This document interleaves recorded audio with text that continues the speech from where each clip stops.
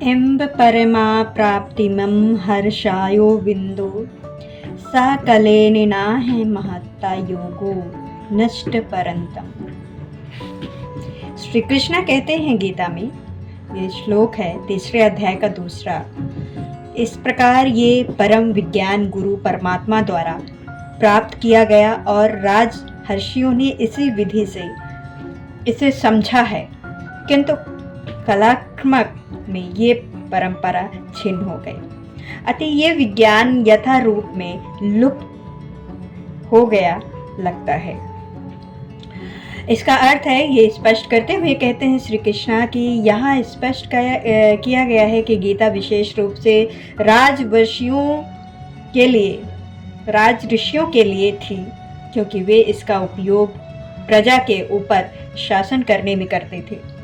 निश्चय ही भागवत गीता कभी भी असुरी पुरुषों के लिए नहीं थी, जिससे किसी को भी इसका लाभ न मिलता, और जो अपनी अपनी सनक के अनुसार विभिन्न प्रकार की विवेचना करते। अतः जैसे ही असाधु भ्रष्टकारों के निहित स्वार्थों के गीता का मूल उद्देश्य उच्छित हुआ, वैसे ही पुनः गुरु परंपरा स्थापित करने की आवश्यकता प्रतीत हुई। 5000 वर्ष पूर्व भगवान ने स्वयं देखा कि गुरु परंपरा टूट चुकी है। अतः उन्होंने घोषित किया कि गीता का उद्देश्य नष्ट हो चुका है। इसी प्रकार इस समय गीता के इतने संस्करण उपलब्ध हैं, विशेषताएं अंग्रेजी में, कि उनमें से प्राय सभी प्रामाणिक गुरु परंपरा के अनुसार नहीं है। विभिन्न संस्कारिक विद्वानों ने गीता के असंख्य टीकाएं की, किंतु वे प्राय सभी श्री कृष्ण को स्वीकार नहीं करते। यद्यपि वे कृष्ण के नाम पर अच्छा व्यापार चलाते हैं। यह असुरी प्रवृत्ति है, क्योंकि असुरंगण ईश्वर के विभिष नहीं करते, वे केवल परमेश्वर के गुणों का लाभ उठाते हैं। अंत एवं अंग्रेजी में गीता का एक संस्करण की निरंतर आवश्यकता थी, जो कि गुरु परंपरा के से प्राप्त हो, परंतु प्रयास इसी आवश्यकता की पूर्ति के उद्देश्य से किया गया कि भागवत गीता यथारूप मानवता के लिए महान वरदान है। इसके उद्देश्य से किया गया कि मानसिक चिंतन समझा जाए और ये आवश्यक अव्याचक हो, किंतु लोगों ने इसका व्यापार बना लिया। यम याचाय मैं तेजा है योगा है प्राय पुरंतना है भक्तों सी में सखा चेती रहस्य हेतु तुदम। आज मेरे द्वारा वही ये प्राचीन योग, यानी कि परमेश्वर के साथ अपने संबंध का विज्ञान तुमसे कहा जा रहा है, क्योंकि तुम मेरे भक्त तथा मित्र हो। अतः तुम इस विज्ञान के दिव्य रहस्य को समझ सकते हो। इसका तात्पर्य है, मनुष्य की 2 श्रेणियां हैं, भक्त और असुर। भक्त तथा असुर, और भगवान ने अर्जुन को इस विद्या का पात्र इसीलिए चुना क्योंकि वो उनका भक्त था, किंतु असुर के लिए इन विद्या का पात्र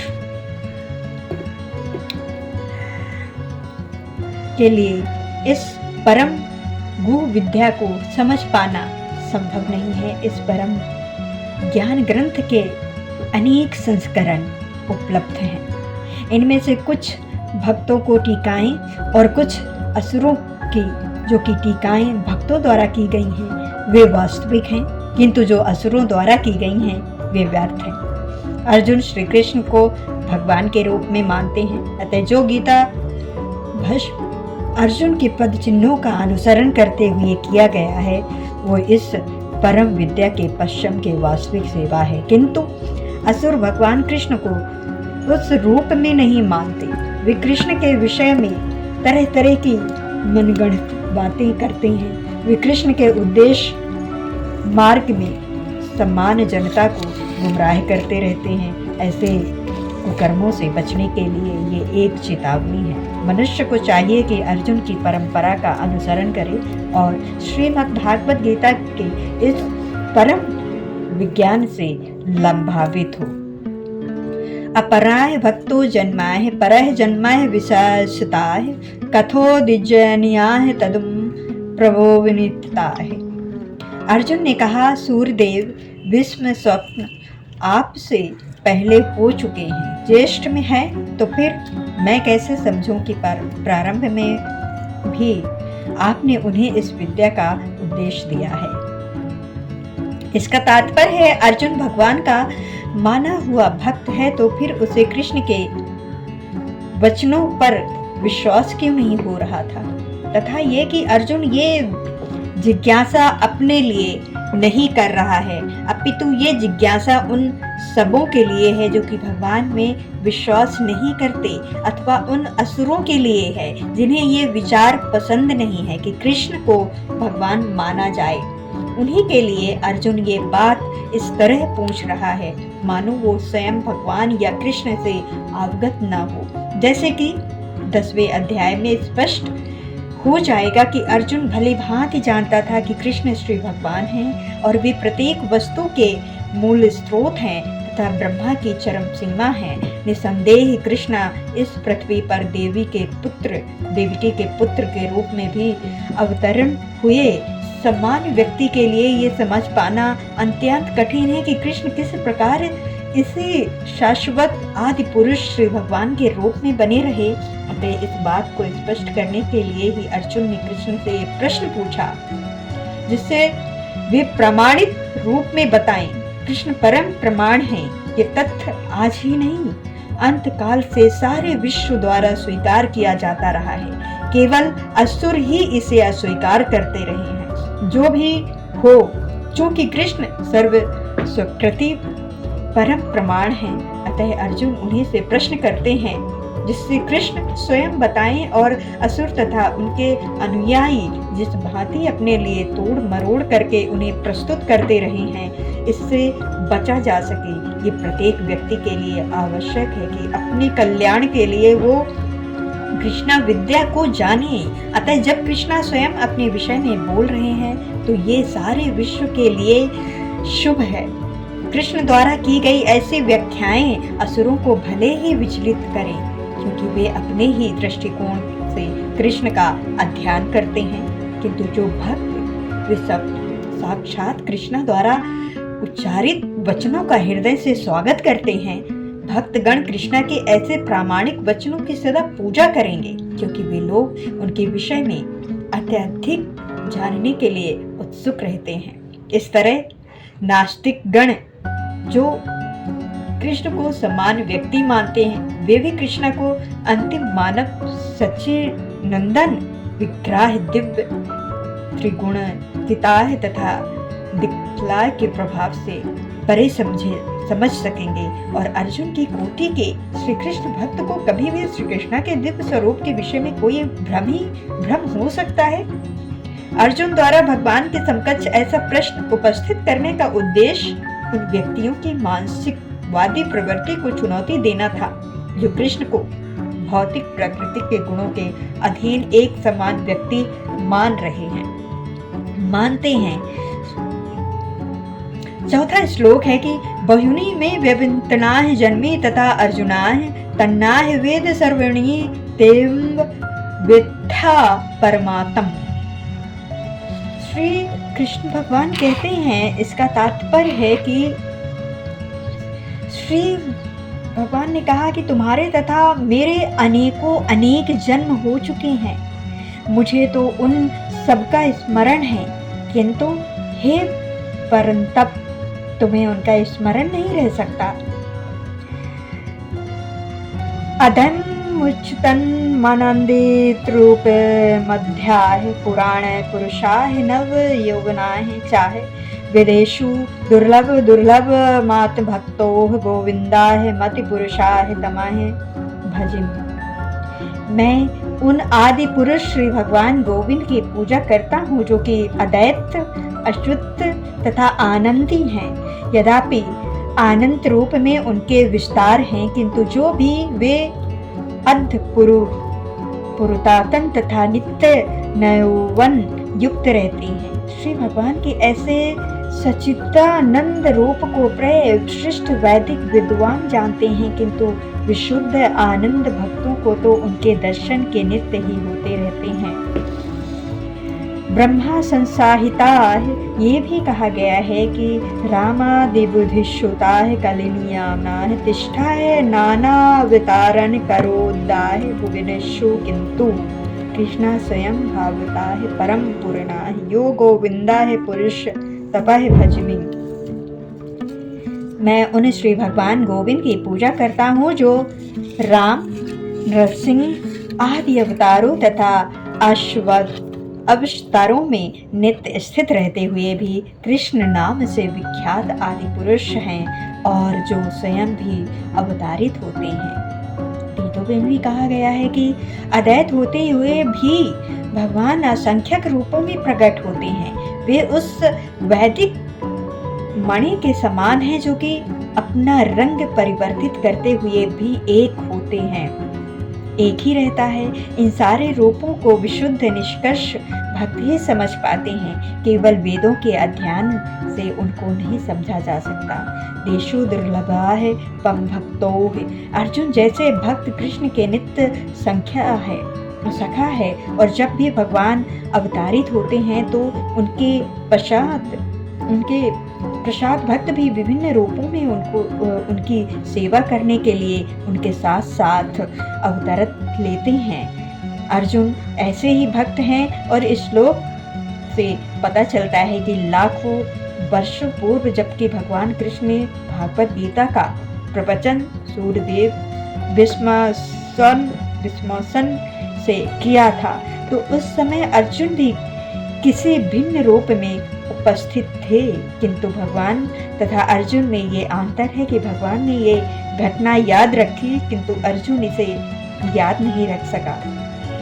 अंश स्वरूप परमात्मा है तथा परमेश्वर में यही अंतर है। यद्यपि अर्जुन को यहाँ परम शक्तिशाली वीर के रूप में संबोधित किया गया है जो कि शत्रु का दमन कर सकता है, किंतु विगत जन्मों में जो कि घटनाएं घटी हैं उन्हें स्मरण रखने में वो अक्षम है। अतः भौतिक दृष्टि से जीव चाहे कितना भी बड़ा क्यों ना हो, वो कभी परमेश्वर की समता नहीं कर सकता। भगवान का नित्य सगी निश्चित रूप से मुक्त पुरुष होता है, किंतु वो भगवान के मूल्य नहीं होता।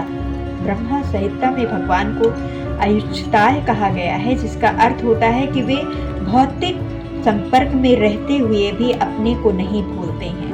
अतः भगवान तथा जीव कभी भी सभी तरह से एक समान नहीं हो सकते। भले ही जीव अर्जुन के समान मुक्त पुरुष क्यों ना हो, यद्यपि अर्जुन भगवान का भक्त है, किंतु कभी कभी वो भी भगवान की प्रकृति को भूल जाता है, क्योंकि दैवी कृपा से भक्त तुरंत भगवान की अच्युत स्थिति को समझ जाता है, जबकि अभक्त या असुर इस दिव्य प्रतीक को नहीं समझ पाता। फलस्वरूप गीता के विवरण असुरी मस्तिष्कों में नहीं चढ़ पाते हैं। कृष्ण को लाखों वर्षों पूर्व संपन्न कारों की जो स्मृति बनी हुई है, किंतु अर्जुन को स्मरण नहीं है। यद्यपि अर्जुन तथा कृष्ण दोनों ही शाश्वत स्वभाव के हैं। यहाँ पर हमें ये भी देखने को मिलता है कि शरीर परिवर्तन के साथ साथ जीवात्मा तथा सब कुछ भूल जाता है, किंतु कृष्ण सब स्मरण रखते हैं क्योंकि वे अपने सच्चिदानंद शरीर को बदलते नहीं हैं। वे अद्वैत हैं, जिसका अर्थ है कि उनके शरीर तथा उनकी आत्मा में कोई अंतर नहीं है। उनके संबंधित हर वस्तु आत्मा है, जबकि बद जीव अपने शरीर से भिन्न होता है, चूंकि भगवान के शरीर तथा आत्मा अभिन्न है। अतः उसकी स्थिति तथा उसकी समान जीव में भिन्नता बनी रहती है। जब वे भौतिक स्तर पर अवतार लेते हैं, अनुकरण भगवान के इस दिव्य प्राकृतिक से तालमेल नहीं बैठा पाते, जिसको व्याख्या अलग श्लोक में भगवान स्वयं करते हैं। अजोपि संपाह आत्मा है भूता है ना विश्वरो पिसना है प्राकृतिक सर्विष्टा है स्वमात्मा माँ है। यदि मैं अजन्म तथा अविनाशी हूँ और यद्यपि मैं समस्त जीवों का स्वामी हूँ, तो भी मैं प्रत्येक योग में मैं अपने आदि दिव्य रूप में प्रकट होता हूँ। इसका तात्पर्य है कि भगवान ने अपने जन्म की विलक्षणता बतलाई है। यह भी वे समान पुरुष की भांति प्रकट हो सकते हैं, किंतु उन्हें विगत अनेकों अनेक जन्मों की पूर्णता स्मृति बनी रहती है, जबकि समान मनुष्य को कुछ ही घंटे पूर्व की घटनाएं स्मरण रहती हैं। यदि कोई पूछे कि एक दिन पूर्व इसी समय तुम क्या कर रहे थे, तो सामान्य व्यक्ति के लिए इसका तत्काल उत्तर दे पाना कठिन होगा। उसको स्मरण करने के लिए अपनी बुद्धि को कुरेदना पड़ेगा कि वो कल इस समय क्या कर रहा था। फिर भी लोग प्राय अपने कोई ईश्वर या कृष्ण घोषित करते रहते हैं। मनुष्य को ऐसी निरर्थक घोषणाओं से भ्रमित नहीं होना चाहिए।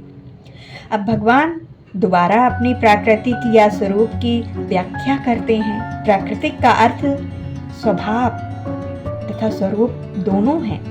भगवान कहते हैं कि वे अपने ही शरीर से प्रकट होते हैं। वे सामान्य जीव के भांति शरीर परिवर्तित नहीं करते। इस जन्म में वो बुद्धि जीव का एक प्रकार का शरीर हो सकता है, किंतु अगले जन्म में दूसरा शरीर रहता है। भौतिक जगत में जीव का कोई स्थायी शरीर नहीं है, अपितु वो एक शरीर से दूसरे में देहांतरण रहता है। किंतु भगवान ऐसा नहीं करते। जब भी वे प्रकट होते हैं तो अपने अवतरण शक्ति से वे अपने उसी आदि शरीर में प्रकट होते हैं। दूसरे शब्दों में श्री कृष्ण इस जगत में अपने आदि शाश्वत स्वरूप में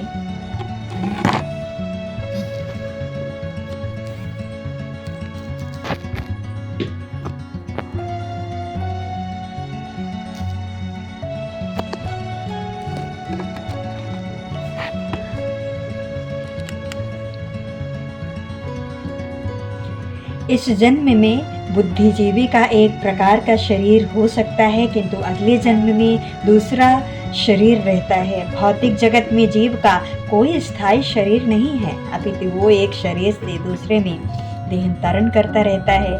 किंतु भगवान ऐसा नहीं करते।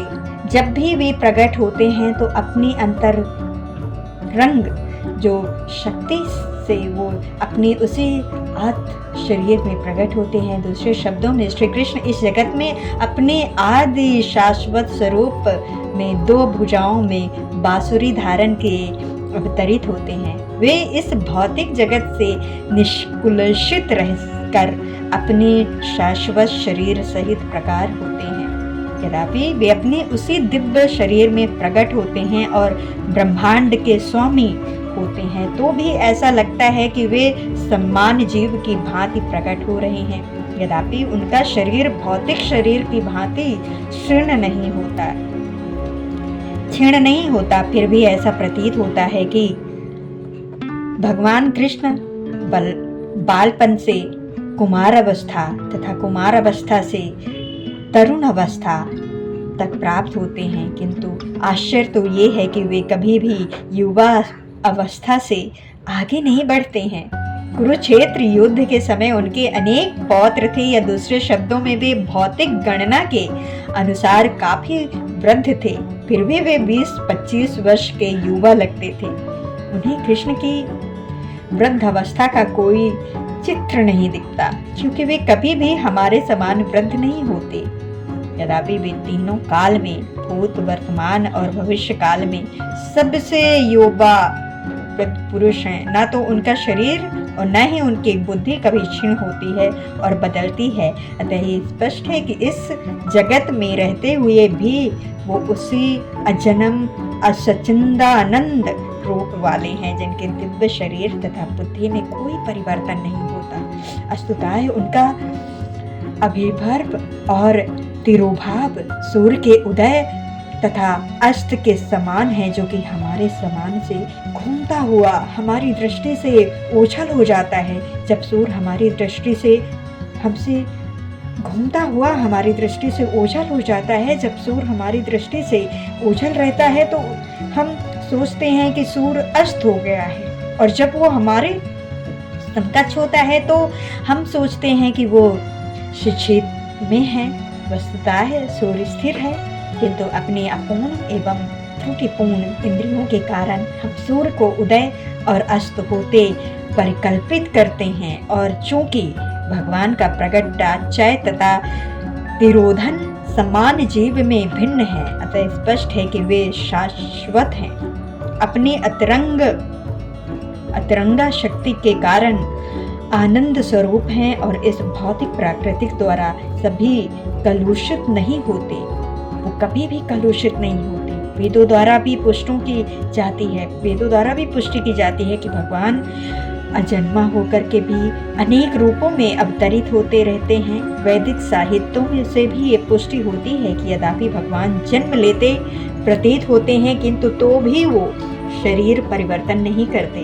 श्रीमद् भागवत गीता में अपनी माता के समकक्ष नारायण रूप में 4 भुजाओं तथा षणेश्वरों से मुक्त होकर के प्रकट होते हैं। उनका यथा शाश्वत स्वरूप प्रगटाचार्य उनके विभूतियों की कृपा है, जो कि जीवों को प्रदान की जाती है, जिससे वे भगवान के यथा स्वरूप को में अपना ध्यान केंद्रित कर सके, न कि निर्विशेषवादियों द्वारा मनोधर्म या कल्पनाओं पर आधारित रूप में विश्वकोश में अनुसरण या माया या शब्द भगवान की अहूतियों की कृपा का सूचक हैं। भगवान अपने समस्त पूर्व अभिस्वर्ग और तिरोभ भावों से अवगत रहते हैं, किंतु सामान्य जीव को जैसे ही नवीन शरीर प्राप्त होता है, वो अपने पूर्व शरीर के विषय में सब कुछ भूल जाता है।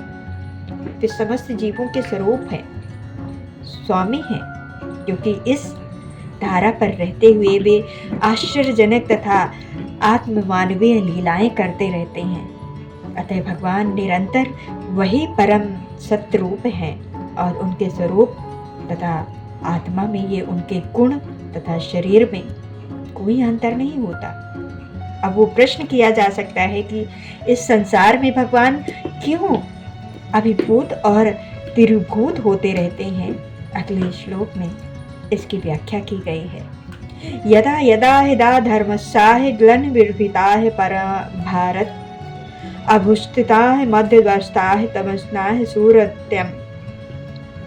हे भारतवासी, जब भी और जहाँ भी धर्म का पालन होता है और अधर्म की प्रधानता होने लगती है, तब मैं अवतार लेता हूँ। इसका तात्पर्य है यहाँ पर सृजमी शब्द महत्वपूर्ण है। सृजमी सृष्टि के अर्थ नहीं प्रयुक्त हो सकता, क्योंकि पिछले श्लोक में के अनुसार भगवान के स्वरूप या शरीर की दृष्टि नहीं होती, क्योंकि उनके सारे स्वरूप शाश्वत से विद्यमान रहते हैं। अतः सृजमी का अर्थ है कि भगवान स्वयं यथारूप में प्रकट होते हैं। यदि भगवान कर्म के अनुसार अर्थात ब्रह्मा के एक दिन में 7वें मनु के 64वें युग में द्वापर के अंत में प्रकट होते हैं, किंतु वे इस नियम का पालन करने के लिए बद्ध नहीं हैं, क्योंकि वे स्वच्छ से कर्म करने के लिए स्वतंत्र हैं। अतः जब भी अधर्म की प्रधानता तथा धर्म का लोप होने लगता है, तो वे स्वेच्छा से प्रकट होते हैं और धर्म के नियम वेदों में दिव्य हुए हैं। और यदि इन नियमों के पालन में कोई त्रुटि होती है तो मनुष्य अधिकतम हो जाता है। श्रीमद् भागवत गीता में बताया गया है कि ऐसे नियम भगवान के नियम हैं। केवल भगवान ही किसी धर्म की व्यवस्था कर सकते हैं। वे ही मूलतः ब्रह्मा के हृदय में से भगवान द्वारा उच्चारित माने जाते हैं। अतः धर्म के नियम भगवान के प्रत्यक्ष आदेश हैं। प्रत्यक्ष आदेश है, धर्म स्वच्छता है, भगवत गीता है। भागवत गीता में अधोपांत इन्हीं नियमों का संकेत है कि वेदों का उद्देश्य परमेश्वर के आदेश अनुसार ऐसे नियमों की स्थापना करे, और जो गीता के अंत में भगवान स्वयं उपदेश देते हैं कि सर्वोच्च धर्म उनकी ही शरण ग्रहण करना है।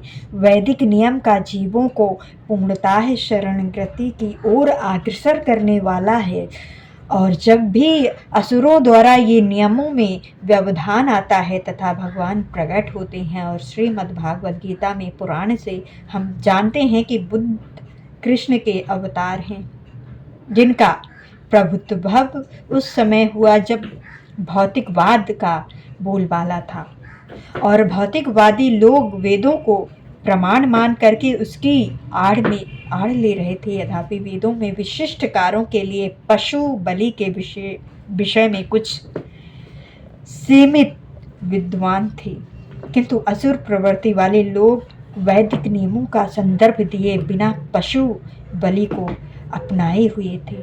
भगवान बुद्ध इस अनाचार को रोकने तथा अहिंसा के वैदिक नियमों को स्थापित करने के लिए अवतारित हुए। अतः भगवान के प्रत्येक अवतरण का विशेष उद्देश्य होता है, और इन सबका वर्णन शास्त्रों में भी कहते भी हैं, और किसी भी काल में इच्छा होने पर प्रकट हो सकते हैं। वे प्रत्येक अवतार लेने पर धर्म के विषय में उतना ही कहते हैं जितना कि उस परिस्थिति में जन समुदाय विशेष समझ सकता है, लेकिन उद्देश्य एक ही रहता है, लोगों को ईर्ष्या भाववाहित करना तथा धार्मिक नियमों के प्रति आज्ञाकारी बनना। कभी भी स्वयं प्रकट होते हैं तो कभी अपने प्रामाणिक प्रतिनिधित्व को अपने पुत्र या दास के रूप में भेजते हैं, या वेश बदल करके स्वयं ही प्रकट होते हैं। तो भागवत गीता के सिद्धांत अर्जुन से कहते थे कि अतः वे किसी भी महापुरुष के प्रति हो सकते थे, क्योंकि अर्जुन संसार के अन्य भागों के समान पुरुषों के अपेक्षा अधिक जागरूक थे।